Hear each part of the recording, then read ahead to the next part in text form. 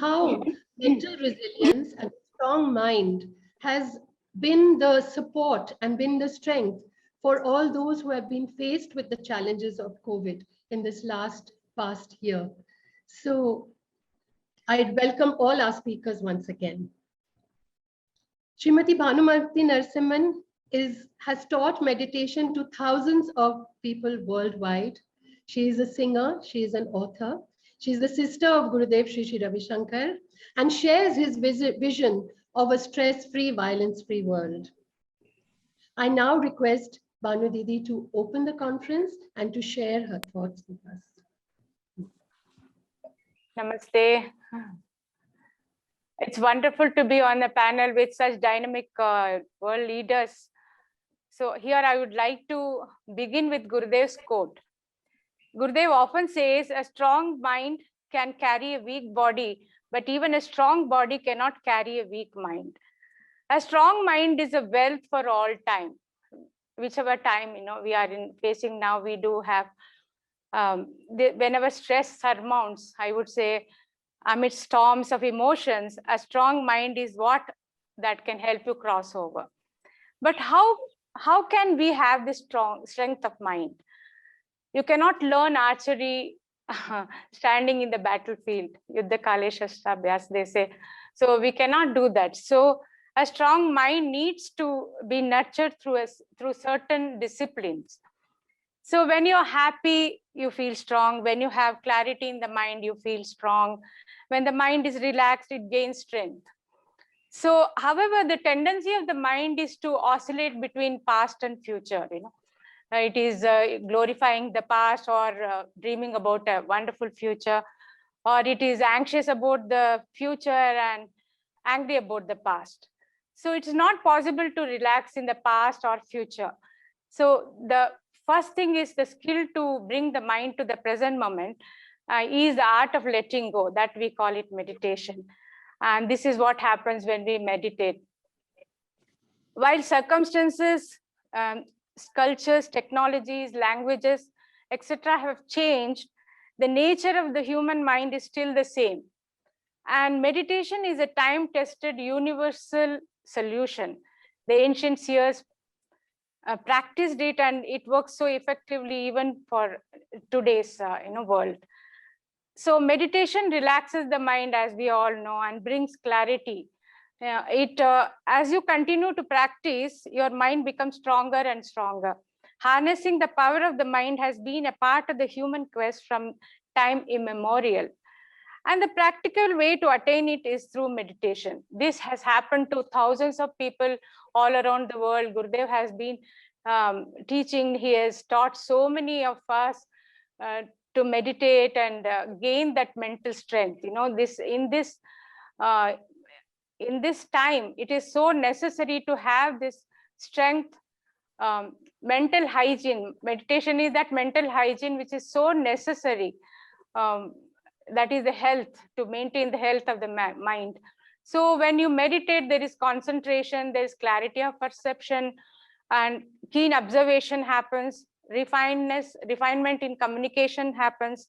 And beyond all this, our presence speaks volumes. There is a positive presence. When you meditate, there is so much of positivity in us that we can share with others. What we have only we can share, isn't it? When we are happy, when we are relaxed, we can share all that. If you are tense, stressed, the same thing we share with others. So that is why meditation is a definite way to cleanse our presence and then have this, create a beautiful mind. By when individual only makes society, isn't it? So when individual is happy, blossomed in peace and happiness, they can create a society full of peaceful people, and so on and so forth with the world also. It is from individual to universal consciousness, spreading that peace and happiness. That is what happens when you are calm and collected, and when you have a serene mind and a happy mind. So happiness is an attitude which you can cultivate. That is where even meditation helps you in attaining this, because meditation helps you to go to the source of your strength, that source of inspiration. It takes you, and it can, you can be in that inner space, and that inner change, climate change, Vandana knows. So that inside, as we purify, we have that purity, we reach to that. So through meditation, we can gain the clarity of mind, purity of our heart, as Gurudev says, and so sincerity in action happens through us. So this, in addition to this meditation and spiritual practices, there are few other factors that influences mind, to be strong.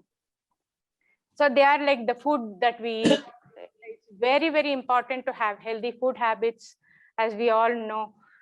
And exercise here, pranayama, and then also yoga plays such an important role. And also the company we keep. I would say a fit body and a pleasant mind is a great combination. So when there is more positivity, there is great happiness, as we all know. So we can only share what we have, as I said before. So when we have happiness, we can spread happiness. Today, let us all resolve, that just this is really right time, because there's so much of darkness. And as Gurudev said, there is a silver lining when such great thinkers like all of you here, great leaders, have come together to find solutions for such calamities. Of course, we have faced with so many natural calamities even before. We have moved on. We have, we have really sailed through. Even now, this also, definitely we can combat this, but unitedly we have to stand, and then we have to find that peace that we are, and we can give that peace that we have within us through meditation. It is definitely, I feel it is a great, it is a solution, I would say, for when the mind is calm, it can think better, it can find better solutions. And having a strong mind is not a luxury, definitely, anymore. It is a necessity. Before, they used to say, oh, meditation is a luxury. No, after I retire, I will do it. But it's not so. It is definitely a necessity now, need of the hour. So here it's very interesting. There are several studies, scientific studies, that have established the benefits of meditation for the individuals. Like it protects the DNA from degrading as we age. So many people observe this. Meditators look ageless and they look young. They are young at heart, and also definitely there is this presence in them. At the same time, meditation, it protects, it brings greater coherence between the right and left brain hemisphere, that active brain activity. Our brain at left and right hemisphere, right is for creativity and left is for analysis. So meditation helps to bring that balance, in with both the hemisphere. So then it activates the vagus nerves, which is responsible for good health. In fact, it's a very interesting study about the vagus nerve they have done. At the same time, it calms the amygdala, which controls the emotional quotient in us. All the emotions are controlled by amygdala, and it calms this particular this one, and also improves the hippocampus, resulting in better memory. We all need this. Good memory, in fact. So these are the benefits.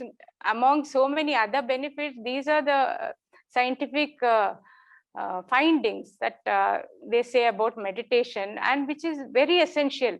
If you see, we are now combating between aggression and depression because of all the incidences and the uncertainties that we are facing in the world today due to this pandemic. There's so much of aggression or depression is happening. So to really overcome this, we need to have a calm and collected mind, quiet. How to do this is through meditation. Meditation takes you to that space within you to remind you that you are the source of energy, you have that strength within you, and you can go through this also, like how we have gone through so many of these in the past also. And so it also, it is, whenever we can argue we are so busy in doing so many things, where is the time for us? But definitely, intelligent people only turn to, they want to keep their mind under their control. Otherwise, mind really, takes you under its control. So it is very necessary for us to have this, and also be assertive and effective, to be assertive and also effective. And without aggressivity, this is very essential, to have a calm and a peaceful mind, and a beautiful mind which can share with others. So this can happen when you learn the art of letting go, that is meditation. So they say, there is a very beautiful adage in Sanskrit which says, "Mana eva manushyanam karanam bandha mokshayoho," means the mind is the one which can bind you, it creates bondage, or it can give you freedom. So as human beings, we really love to be free, isn't it? We have free spirit, they say. So that is where it is so essential to train the mind to listen to us. And meditation helps us to have this ability to train the mind and make the mind more positive.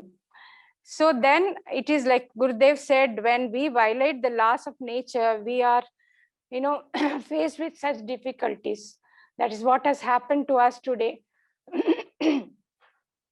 So we need to we need to do this,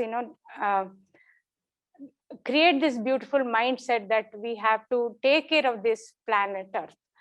And Vandana ji will tell us more about this, how we can really nurture our planet in a better way, and how, because she has been nurturing us, the planet is the one which has really taken care of us, and we have to necessarily look into this environment. And I'm talking about the inner environment that also we have to take, isn't it? We are what we have to take care of our own self. So from individual to the universal spirit, that is what meditation helps us to be in that space. And there are so many more things I want to share with you, but this is I want to listen to all of you also. I know positive of time, so it is so nice that we have all come together. This conference has given us an insight, beautiful insight, and we have come here to sow the seeds of positivity for positive transformation, social transformation, whatever, in a healthy society. We want to live a healthy and happy, much cleaner society for our future generations. So I would once again say, I would like to say that the panacea, the elixir of life is meditation. That is my conclusion. That how we need to meditate. That is the main answer for us. When our mind is happy, it can create more people around us happy, and when it is relaxed, it can be more stronger, powerful, and creative, useful, effective also. With that, I would like to thank all of you for joining this beautiful, wonderful conference. Once again, Chinky Sen, you can. Thank you, Didi. That was really wonderful how you highlighted the fact that meditation, spiritual practices, the art of letting go, how happiness is an attitude that we can really practice it. And in this time, especially if we can maintain a strong mind, then it can help us deal with all the challenges. And that is what you have expressed so clearly, that meditation and spiritual practices can make our mind strong, can make us more confident and able to take care of all these matters that come before us. Thank you so much, Devi. It is now my privilege and honor to invite the Honorable Vice Prime Minister of Mauritius, Mrs. Leela Devi Dukun Luchaman, to share with us. Leela Devi is focused on women empowerment, on climate change, as well as quality education. That is her focus. And Leela Devi, we look forward to hearing from you. Namaskar. Banumati ji, Excellencies, ladies and gentlemen, good evening. Let me start by extending my deep appreciation to the Board of Directors of the World Forum for Ethics in Business for inviting me as a speaker in this virtual conference on the occasion of the World Health Day. Obviously, the theme for 2021 couldn't have been more appropriate. Building a fairer, healthier world is a theme that is powerfully consonant with the context in which we are living. The sanitary crisis we are today experiencing has only sharpened the global reality of growing inequity in so many domains, including that of education. We need more equity in a much healthier world. Emphasis on providing access to education has always been motivated by the best of intentions, especially that of improving lifestyles and livelihoods. However, sadly, over the decades, the very purpose of education had been almost exclusively skewed in favor of economic responsibility. The economic responsibilities education had to fulfill, and that has been a global scenario.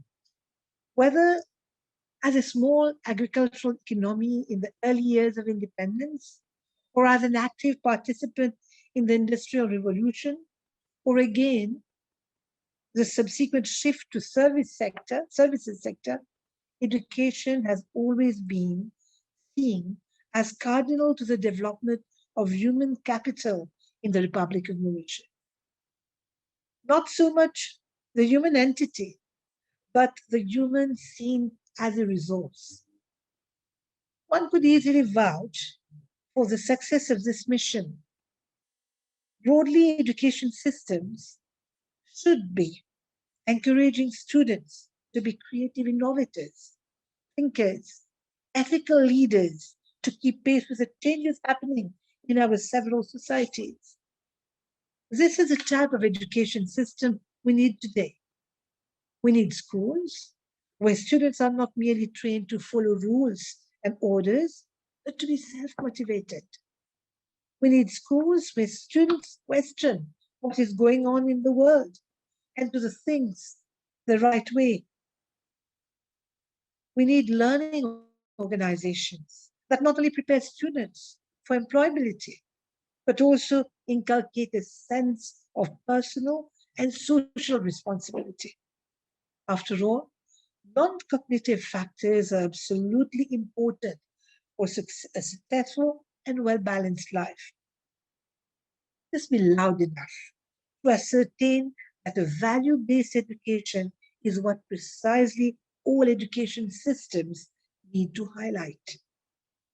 This is especially valid since young people are more prone to losing their bearings and are more vulnerable to social ills. We are living in a world characterized by rapid change, and the inroad of several influences is often nefarious for the psyche of the child. Nothing could be more adverse than having children not prepared, not strong enough to face the change. Ladies and gentlemen, let me labor the point further. I'll be saying nothing new by arguing that today we can no longer merely keep a narrow focus on high marks, rote learning, and standardized testing. These hardly prepare learners to confront the ills of society, both current and those in the pipeline. Educators today will have to shape the character of students more and will have to focus on this more than on completing the syllabus. And this explains why our Mauritian education system has shifted towards giving the holistic development of learners its prominent place in the curriculum. And I insist on the term shifting back because in the earlier days, this was the case. It is today generally understood that holistic student development encompasses both academic learning and the development of skills such as problem solving, analysis. Simultaneously, it has become important to recognize all the aspects of learners as individuals who are growing and maturing affectively and morally. The social emotional development of children becomes imperative. Our national curriculum framework has been reviewed and redefined to include subjects and topics aimed at balancing physical, intellectual, emotional, and spiritual aspects of every learner. International good practice has demonstrated that this will eventually help our learners to become resilient and increase their ability to think, act, and cope with the challenges that arise. If nothing else, the COVID-19 pandemic has given us ample evidence of the paramount importance to build our resilience. Excellencies, colleagues, let me repeat that an emphasis on values and the overall multidimensional development of learners has become critical in a world where moral crises and ethical deficits are on the rise. The mental health, the well being of our youth is at risk with the inroads made by social media, with their unfortunate culture of fake news, cyberbullying, FOMO, fear of missing out, and the like. And now, with COVID 19 causing schools to be shuttered in many countries, the mental strain of our learners has spiked. Let us face it, students go through a lot during times of school closure. All surveys carried out internationally on the impact of COVID 19 clearly show that during the pandemic, learners have experienced increased anxiety. They also internalize the stress and trauma experienced by parents that are passed on to them.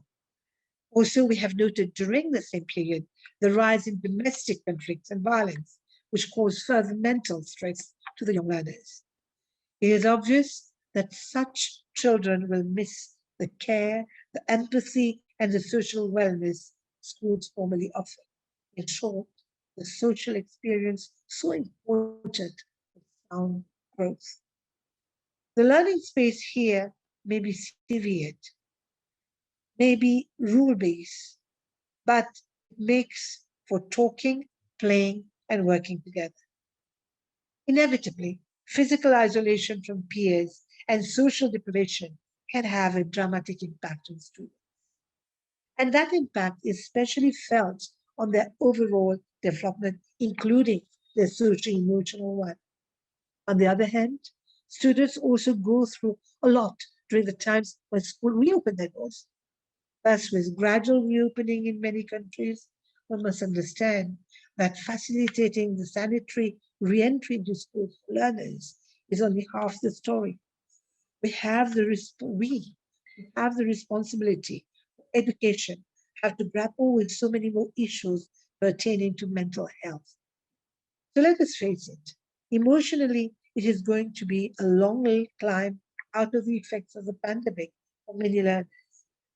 But I have absolutely no doubt that getting out of the pandemic crunch will be a reality. But there is a price, an emotional price that will have to be paid.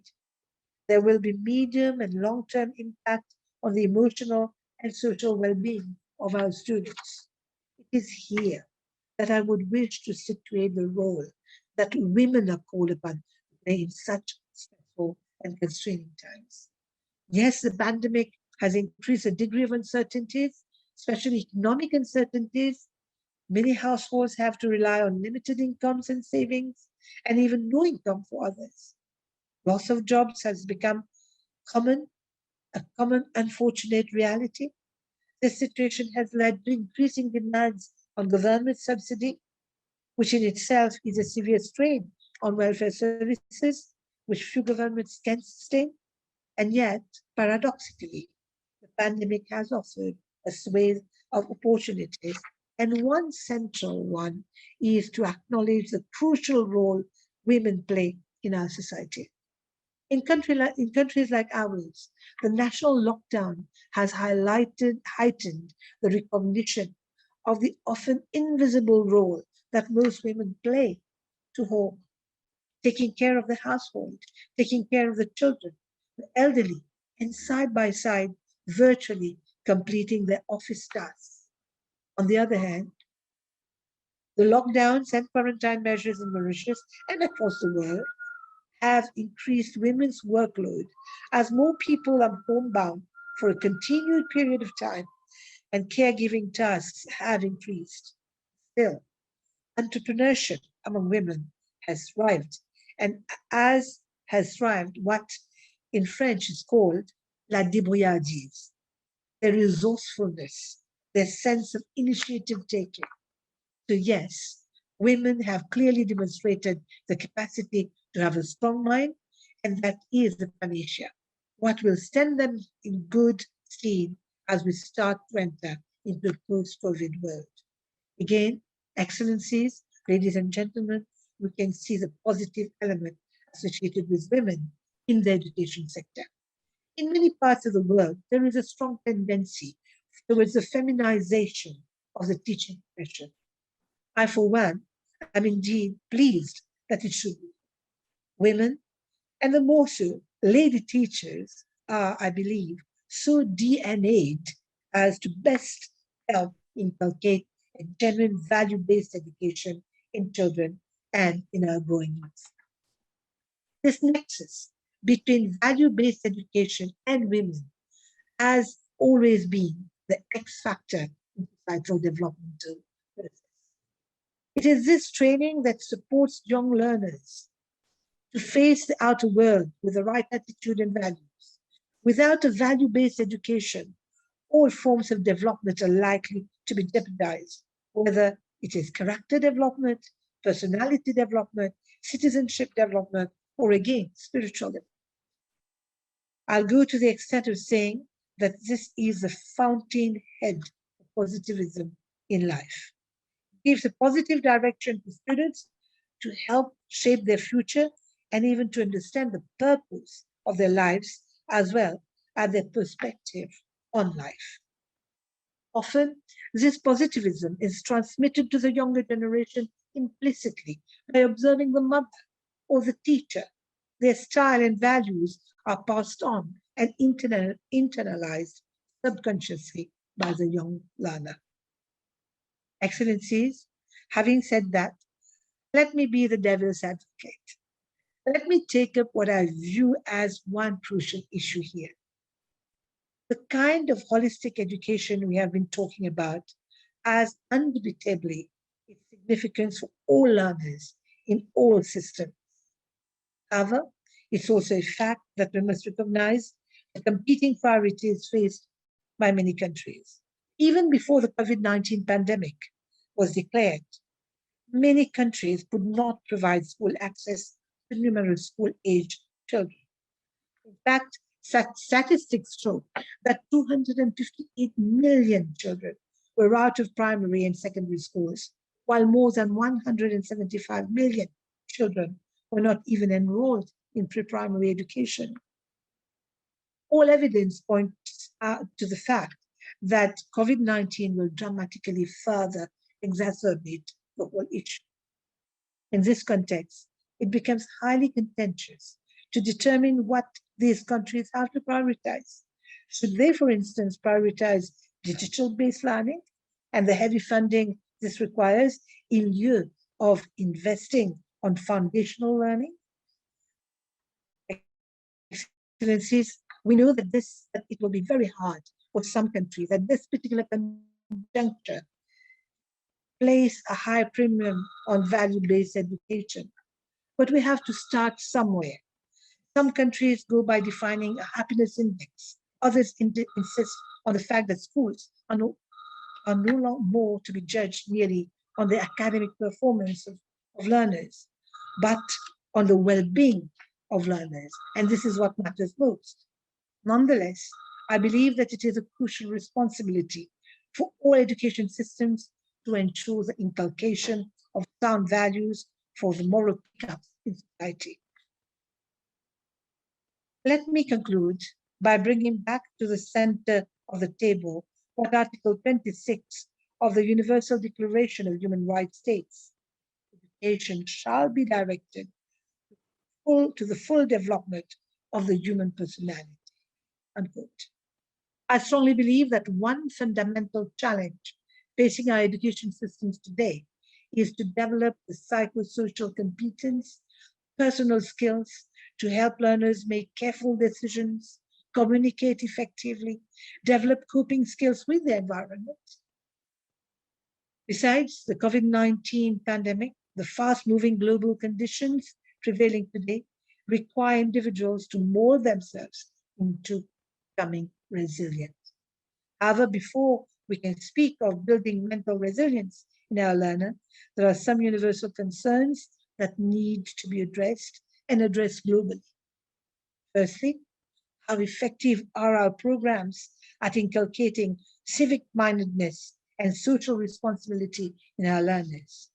How effectively can we facilitate them moving away from self-centeredness, their shunning the temptation of placing self-interest above the community interest? These are cardinal to the growth of the social consciousness. Two, how do we overcome the impacts, often devastating, occasioned by school closures on our learners? Three, how do we increase the capital positivity in our students as well as in our educators and slash the negativity that today's challenging conditions seem to encourage? I believe part of the answer is to fall back on what we encourage in education and what should, in fact, be a way of life in the new normal, namely networking and connecting with our fellow beings and demonstrating greater empathy with and for them. And we need this bonding, this exposure to new perspectives for a genuine resilience that is collective in nature. Happiness and wellness need to be redefined as qualities that would form the bedrock of citizenship in a context that demands collective solidarity. I thank you, and over to you, Madam Facilitator. Thank you so much, Honorable Vice Prime Minister. That was wonderful. And what really resonated was the fact that you said shifting back, going back to systems that have been age-old and have worked before, going back to our traditional ways of learning and teaching and education that can inculcate a strong mind in our younger generation. That was wonderful. And also you talked about connecting, networking, bonding, and teaching children, a holistic values-based education. That is so important. Thank you once again for your wonderful address. Now I invite the Honorable Defense Minister, Mrs. Krishna Motieraji, to address us. She has stood for transparency, for participation, for responsibility, and today it is wonderful to have you with us, and we'd like to hear from you now. Over to you. You'll have to unmute yourself, madam. Yeah, thank you. Thank you so much. Excellencies, honorable speakers, distinguished participants. My warm greetings and best wishes from Paramaribo, Suriname, to all speakers and attendees of this conference. I also express my sincere appreciation to the World Forum for Ethics in Business and the Art of Living Foundation for hosting this conference on the occasion of World Health Day. It is truly an honor and privilege for me to be invited to participate in this important conference to share my thoughts on an even more important and contemporary topic, how we as global community can recover from the devastating impact the COVID pandemic has. How can we be better prepared for the future? This brings me to the topic of my speech, the role of mental resilience in governance, and how can we empower women to cope with the COVID-19 pandemic. It is without a doubt that every person directly or indirectly has been affected by the coronavirus. It is affecting societies and economies in so many ways. In my country, Suriname, we are dealing with 3 crises at the same time. One is the COVID crisis. Second is a huge financial crisis characterized by an inflation of almost 50%. And the third is a lack of trust in politicians due to high levels of corruption in the recent past. Nevertheless, I strongly believe that we as nation will overcome this situation with a strong willpower and dedication.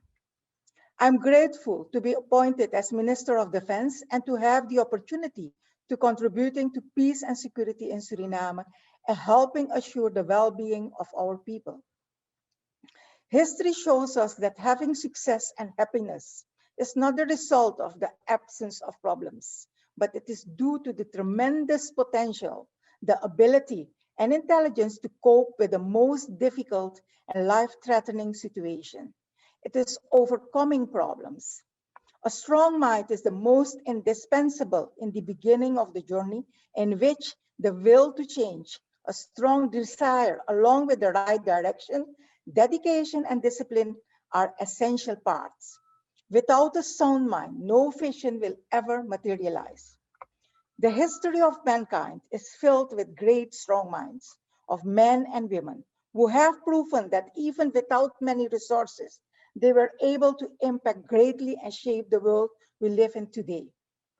The founder, Sri Sri Gurudev Sri Sri, is a living example of a leader who has impacted tens of thousands and connecting people through all levels of society and bringing leaders together to achieve astounding results, breaking barriers of diversity and connecting people. His mission of a stress-free and violence-free society is carried out by sharing knowledge, teaching skills, breathing techniques, and promoting an attitude of sharing, caring, and spreading love. Today, COVID-19 has affected every country in more ways than we could have anticipated. I want to emphasize that it is important to recognize that COVID goes far beyond just a health issue. The social and economic implications are so immense that we are speaking of the new normal. None of us had expected this change a year ago, but this change has announced itself through an enemy invisible to the bare eye. I believe that we have to address the following for the future. The following 4 major challenges for the future.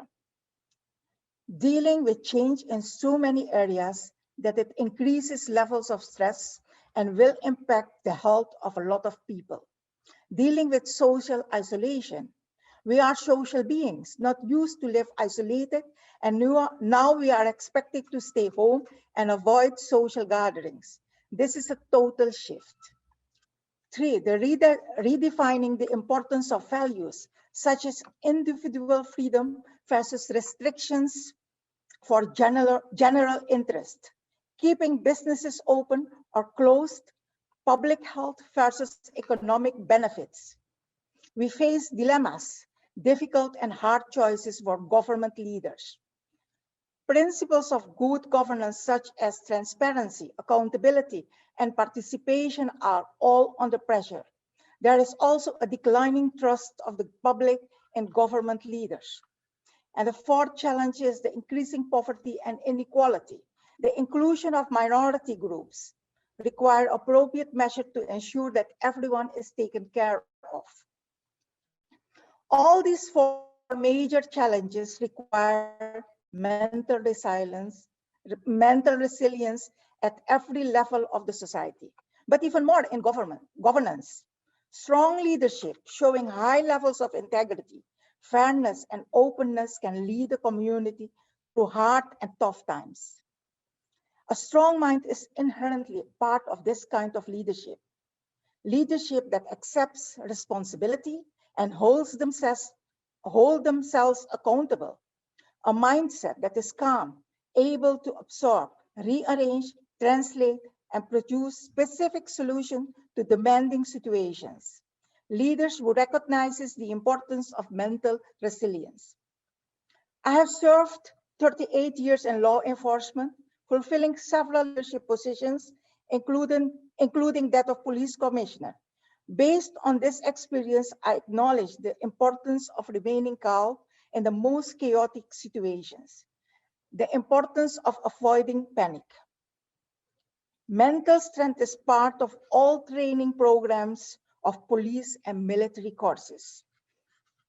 And I think that it should be part of the education program of every government. A strong mindset is also found to be characteristic of every successful person. Individuals with a strong focus and with the ability to keep moving forward, aware of their strengths and weaknesses, but focused on the goal. They understand that struggle will be part of the road, but success is also evident when we are determined and willing to work towards it. Referencing the WHO, Dr. Friedlich's report on mental health of 2009, where she wrote, mental health is fundamental element of resilience, health assets, capabilities, and positive adaptation that enable people to cope, to flourish, and to experience good health and social outcomes.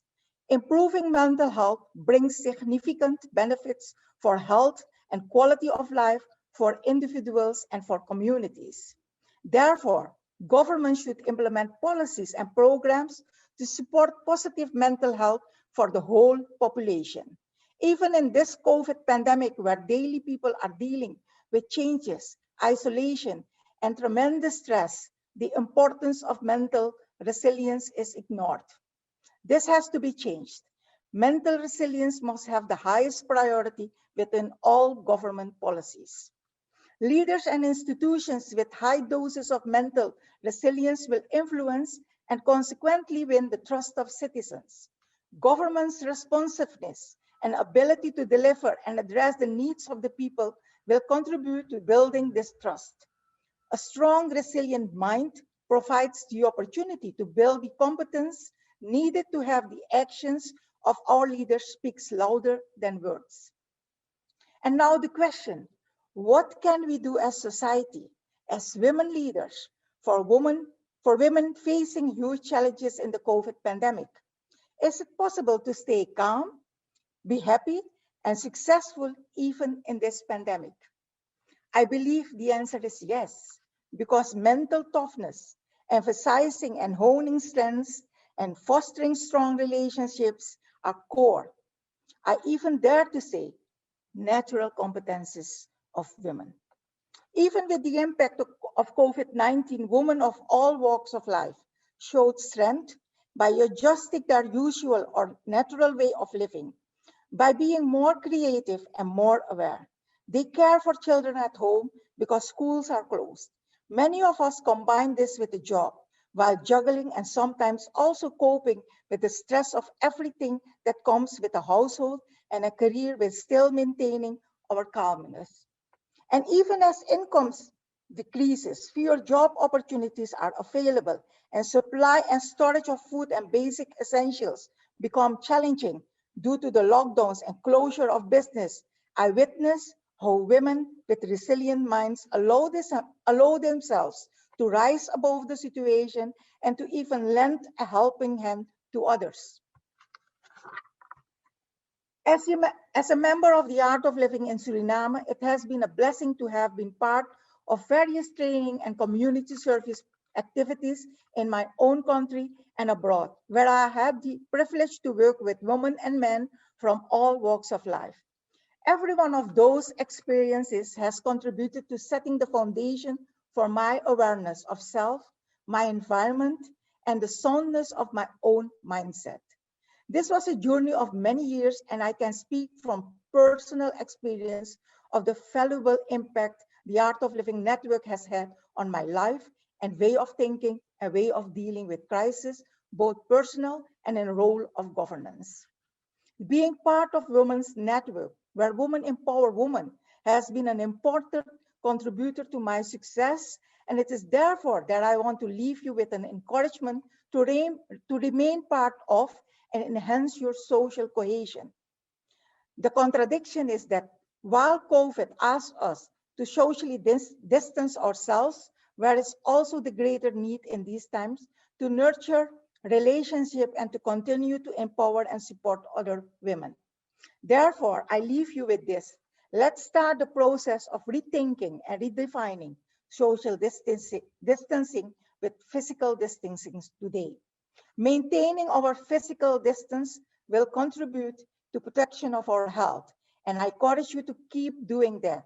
But that doesn't mean we can't redefine how we fulfill our social need, or we can't start with identifying ways to meet it.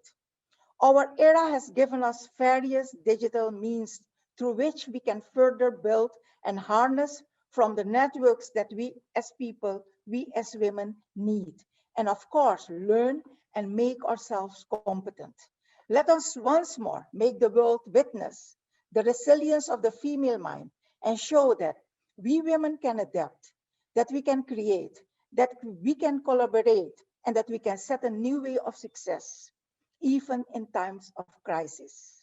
When we decide to put our minds to it, having a strong mind connected with other strong minds is the tool we should master and internalize for the new era. We belong to each other. Thank you. Thank you, Honorable Minister. That was wonderful. How even in this time of COVID and this time of isolation, we have been able to connect to so many people all over the world today is an example of how technology can help us to connect. So yes, social isolation is important to protect our health, but it is important for us to keep connecting like this via technology. And also how you highlighted that leadership needs to accept responsibility, be transparent, to be able to respond to situations, and also how you spoke about the role of women in nurturing relationships, nurturing, balancing family as well as professional duties. So thank you so much for your address. It was wonderful. And now it is my honor and it is my pleasure to invite Dr. Vandana Shiva, who has been with us many times before in many occasions to address us.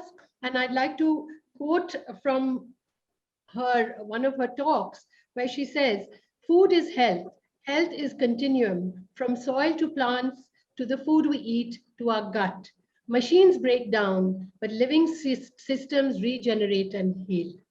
So over to you, Vandana ji, and looking forward to your address.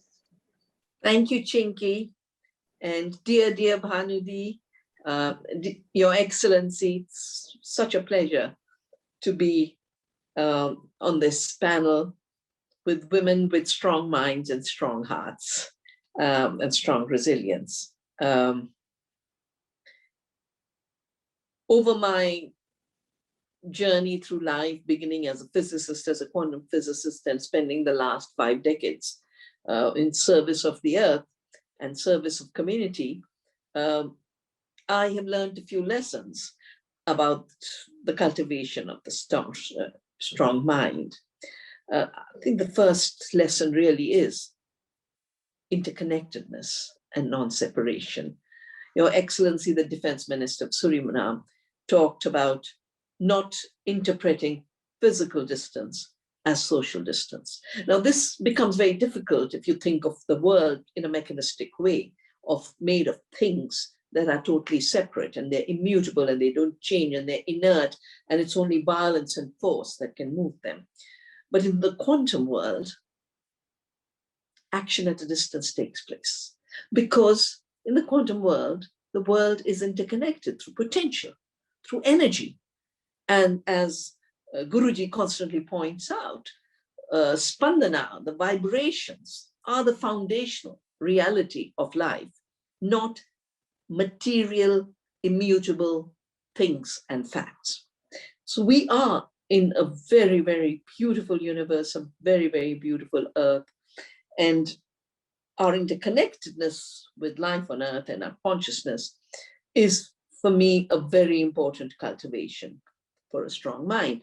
But it also, by its very nature, becomes a spiritual mind. And this is what Guruji teaches through the art of living. There's another very strong element of quantum theory, and that is uncertainty. Because the mechanistic, deterministic paradigm created a world of deep predictability and certainty, but the world is not. And especially in periods of the kind we are living through, uncertainty is the nature of things. And the Deputy Prime Minister said very beautifully, experience of overcoming problems, that is strength. This is resilience. And because the world is not mechanical, we can't afford to have a mechanical mind, even though that's been the education from the West, sadly, the Cartesian and Baconian thinking, the Newtonian thinking. What we need is a diversity of the mind, an ecological mind. Because a rigid mind is a brittle mind. It breaks down. As Chinky said, machines break down. Living systems, conscious beings evolve, adapt, respond, and change their reality. Because we are in an interconnected world and nothing is separate, what we eat is not separate from our food, our health, and our being. Again, if you look at old textbooks of health, the brain was here, and then there was the body. But the gut is our second brain. And there's a brilliant book written by a colleague of mine, and we have a book called Annam, Food as Health. And I wish all of you wonderful International Health Day. The book called Mind Gut says, for decades, the mechanistic, militaristic disease model set the agenda for medical research. As long as you could fix the affected mechanical part, we thought the problem would be solved. There was no need to understand its ultimate cause. We are just beginning to realize that the gut, the microbes living in it, 100 trillion of them, constitute one of the major components of these regulatory systems and the signaling molecules that they produce from their vast number of genes. And Guruji has done so much to promote the knowledge of Ayurveda. And Ayurveda has also always said, diversity of food is vital for a strong body and a strong mind. Because as we say, as our grandmothers used to say, Jaisa anna vaisa man. And if your anna is rotten and junk, you're going to have a very junky and a very weak mind. And Imran Maya carries on and says, the multitude, they're now waking up to the fact that our spices have so much phytochemicals, and a diet derived from a rich diet in diverse plants, combined with the array of perfectly matching sensory mechanisms in our gut, synchronizes our internal ecosystem, our gut microbiome. We have intelligent sensors in our gut. It's a more complex computer system, as is the soil. And our research in Navdanya, the movement I started with the simple act of saving seeds, has shown that the soil is more neurological activity than the World Wide Web, that one root of one plant has more neurological activity than the brain up here.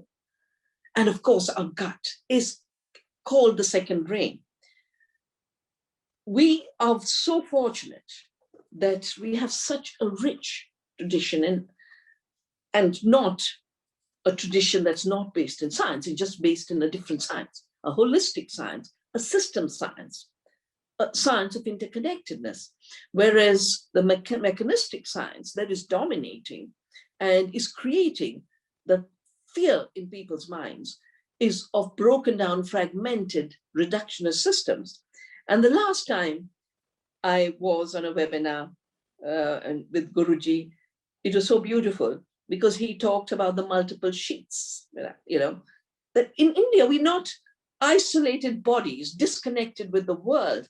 We are multiple sheets, the Annamaya Kosh, where food and interacts, and the Pranamaya, the energy, the Manomaya, all our senses, our 5 knowing senses, which Descartes said are totally unreliable. My God, if I don't know from my smell that something's stinking, I'm going to eat bad food. If I can't hear from my ears bad sounds, I will not know the difference between noise and music. The senses are knowing systems in our epistemology. And then the Vijnanamaya Kosh, the ability to not just have knowledge, the ability to discriminate, the ability to know truth from untruth. And I think this, again, is so important in our times. And I know the Art of Living movement can play a very, very big role in this. Because while we are all facing the pandemic, we are also facing a preparation of a world which is reducing this deep context of a strong mind to 2 worries. The first, that our human data is being mined, our brain data and our body data. And this is the subject of much debate, that we are being turned into the new raw material. And then this is taken and processed through algorithm. And you will see suddenly in the last year or 2, the idea of behavior modification is everywhere. Now, I'm having to deal with one of the richest men in the world who is saying the only future to save the planet is fake food made in labs.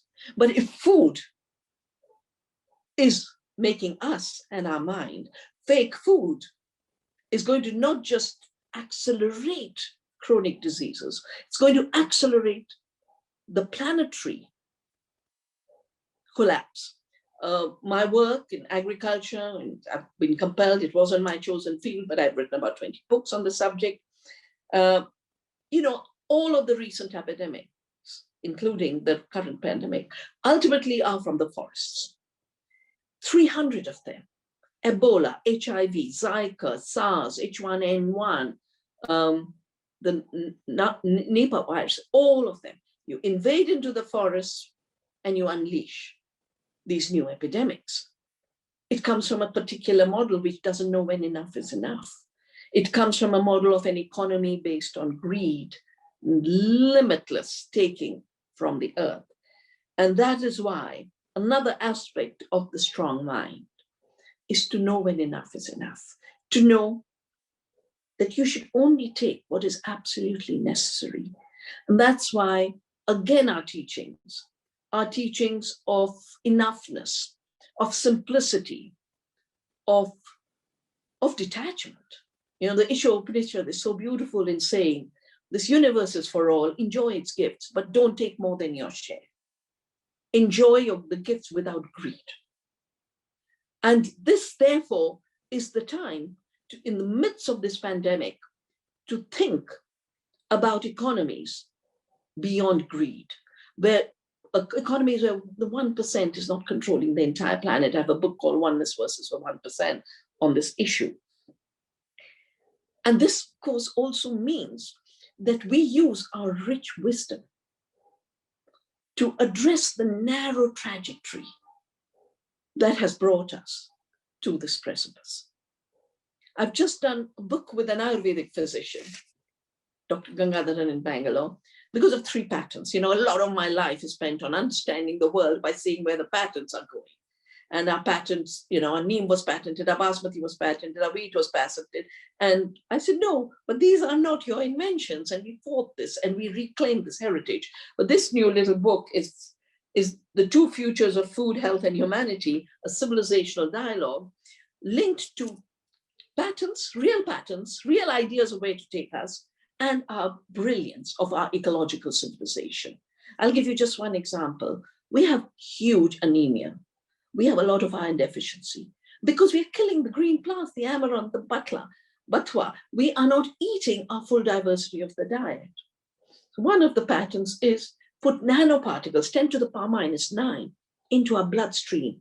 And every scientist tells you, you cannot assess the impact of nanoparticles that break through every protective barrier. So our civilization is being called on to address the future and shape it for the well-being of the entire planet, to shape it for the well-being of future generations, and to create a strong mind that is able to think of how we can reduce our ecological footprint, live better, increase our head print, our heart print through compassion and love, and our handprint through redefining categories that were evolved in the fossil fuel age of the fewer people there are, but the bigger fossil fuel you use, you have agriculture with 10 units of energy producing 1 unit of food. It's a negative economy when ecologically we can use 1 unit to produce 10 units of food.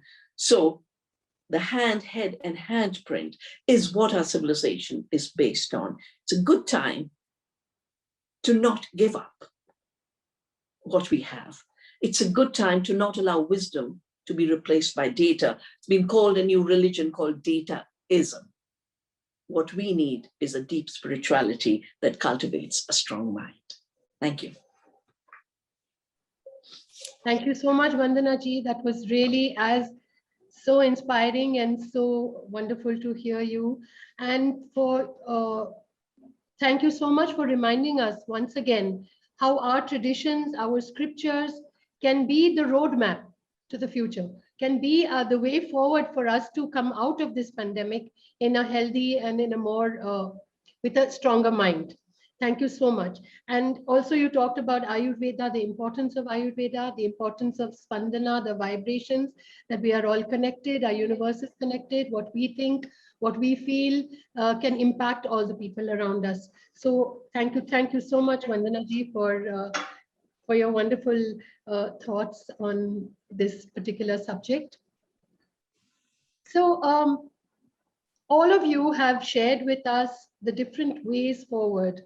The Vice Prime Minister said that how we should have holistic education, a values-based education, children not to be taught by rote learning, for them to understand more. And the Defense Minister shared with us how processes have to be in place, how so many the Art of Living programs have done so much in Suriname for the community, for the society, and also how Bhanu Didi shared that how we need to pay attention to our mind with spiritual practices. And of course, how Vandana ji, you shared how the food we eat impacts our mind, impacts our, that the gut is our second brain and that we need to pay attention to it. But all these ideas and all these wonderful collective intentions that we have all shared today, when they are complemented with practical tools, then we can integrate it into our life better. And what other better way is there? Through meditation, through silence, through that calm and very balanced mind, can these intentions that we have all come forward with can be sown. The seeds of those intentions can be sown. So I will now request Bhanu Didi to lead us into a meditation where all your collective intentions can manifest. Please, Didi, over to you. Thank you so much.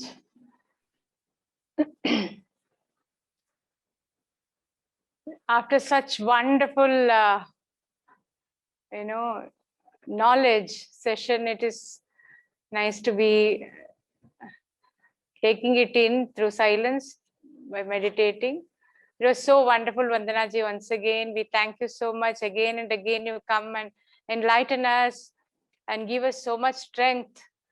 How we have to depend on our roots, isn't it? It's so important to proud of our roots, and wisdom is our necessary and not the dataism. That was very nice. and all the excellencies, and it's so wonderful to be with all of you. Let's meditate now for 10 minutes. Yeah, let's sit comfortably and easily. Spine erect, shoulders loose, neck loose, and the whole body relaxed.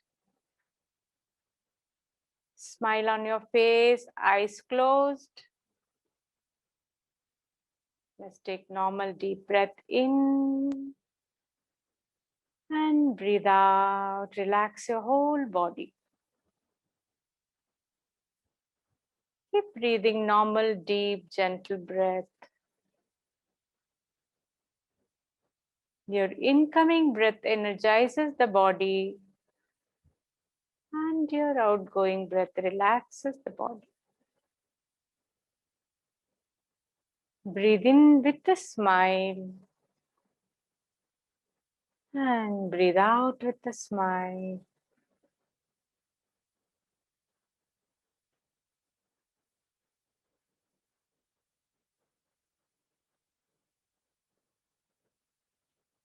Once again, breathe in, and as you breathe out, relax your whole body. Relax your shoulders, relax your neck, relax your face, and relax your whole body. Become aware of the noises around you, if any, and accept all the noises. Be with it.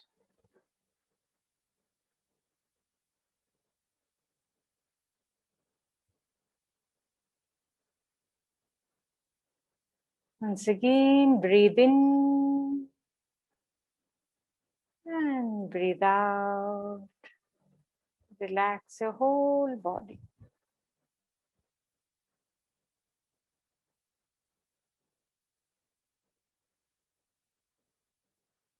Become aware of your body. This body is a beautiful gift to you from nature, from divine. Honor your own body.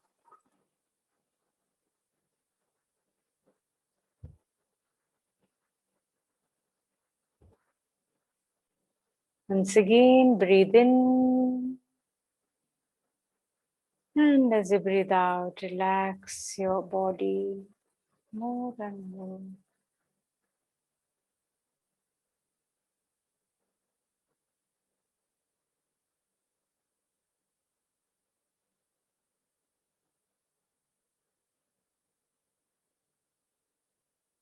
Become aware of your thoughts.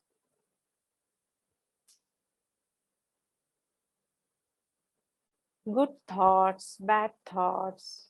Let it be.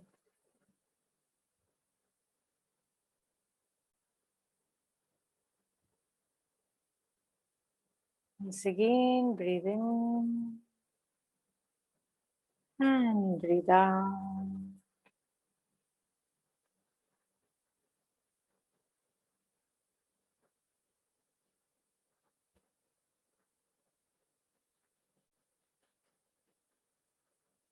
Become aware of your feelings.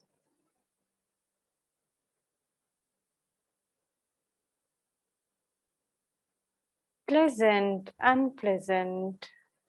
Let it be.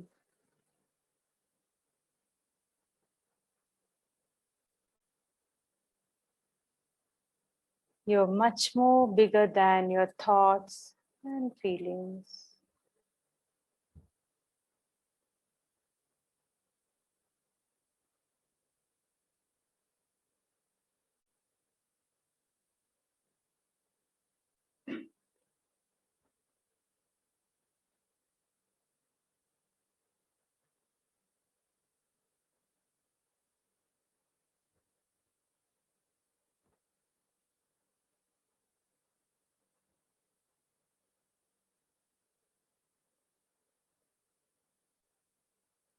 Once again, breathe in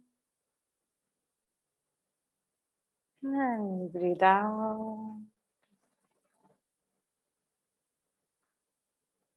Relax more and more.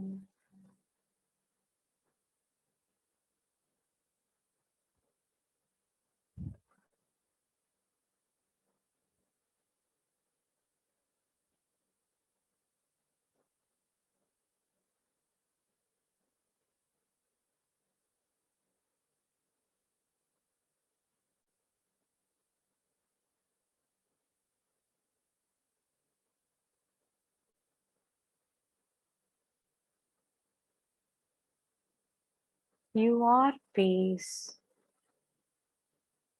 You are joy.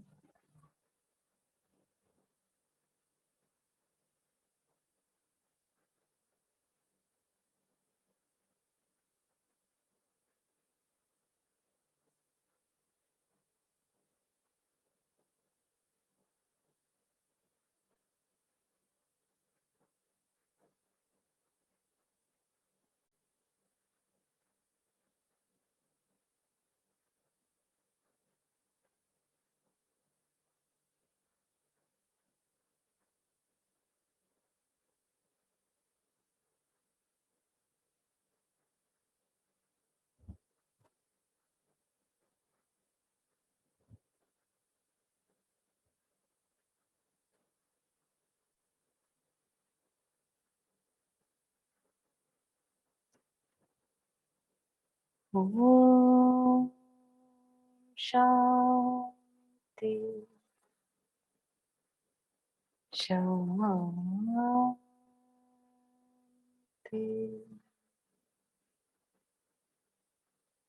Shanti.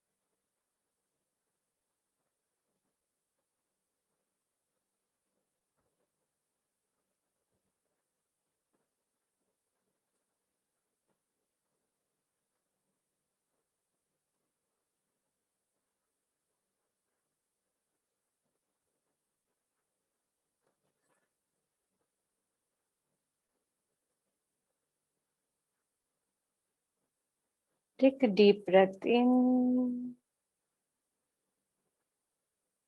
and breathe out.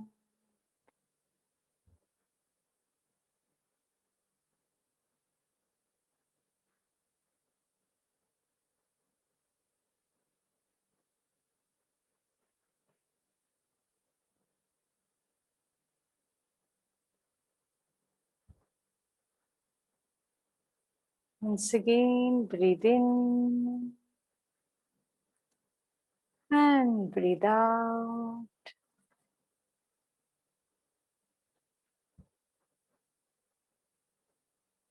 Become aware of your body and surroundings.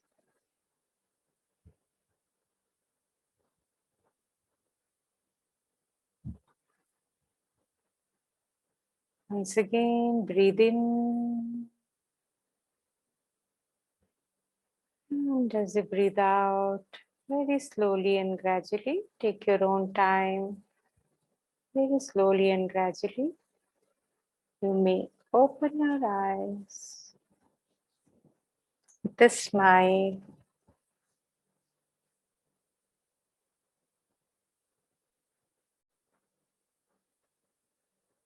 Thank you. We have to thank you, Banu Didi, for this wonderful experience and showing us the practical way of reaching into ourselves, into the silence and the depth of our being through meditation. So thank you so much, Manadevi.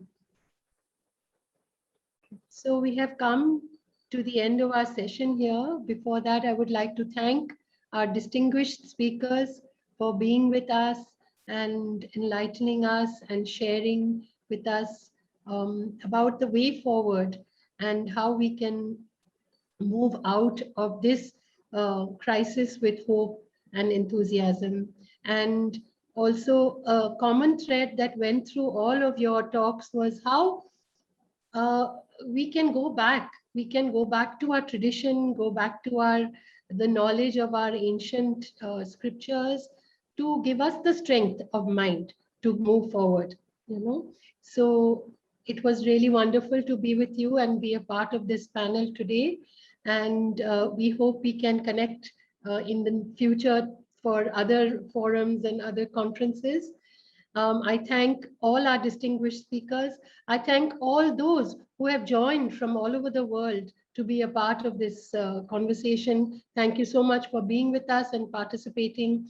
I thank the World Forum for Ethics in Business, the team, the organizing committee, and all their members for giving us this opportunity. Thank you so much. Namaste.